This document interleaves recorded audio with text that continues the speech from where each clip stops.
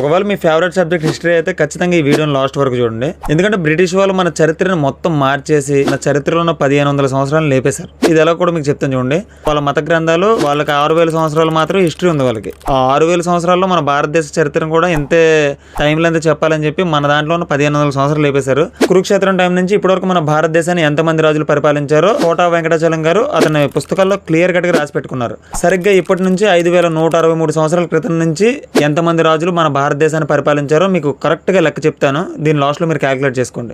1006 సంవత్సరాల పాటు బృహద్రథ వంశం వాళ్ళు అంటే జరాసంధుడికి సంబంధించిన వాళ్ళు 22 మంది రాజులు పరిపాలించారు మన మగధ సామ్రాజ్యాన్ని. తర్వాత ప్రద్యోధ వంశం రాజులు 5 138 సంవత్సరాల పాటు పరిపాలించారు. ఆ తర్వాత శిశునాగ వంశం వాళ్ళు 10 మంది రాజులు కలిపి 360 సంవత్సరాలు పరిపాలించారు. దాని తర్వాత నంద వంశానికి సంబంధించిన 9 మంది రాజులు, వీళ్ళని నవనందులు అంటారు. వీళ్ళు 100 సంవత్సరాల పాటు పరిపాలించారు.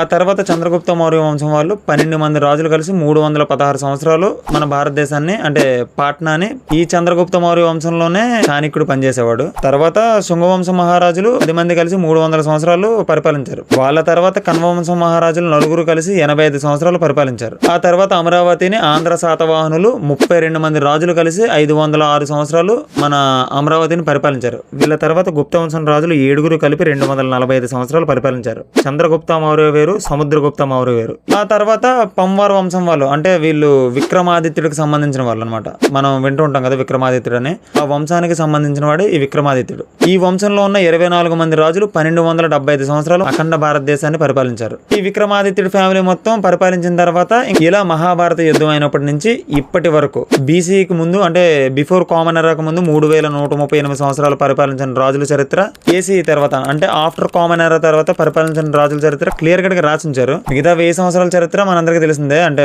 మొఘల్స్, డచ్ వాళ్ళు, పోర్చుగీస్ వాళ్ళు, ఇంకా బ్రిటిష్ వాళ్ళు వీళ్ళందరూ పరిపాలించిన తర్వాత ఇది ప్రజెంట్ ఉన్న జనరేషన్ అందరికీ తెలిసిందే.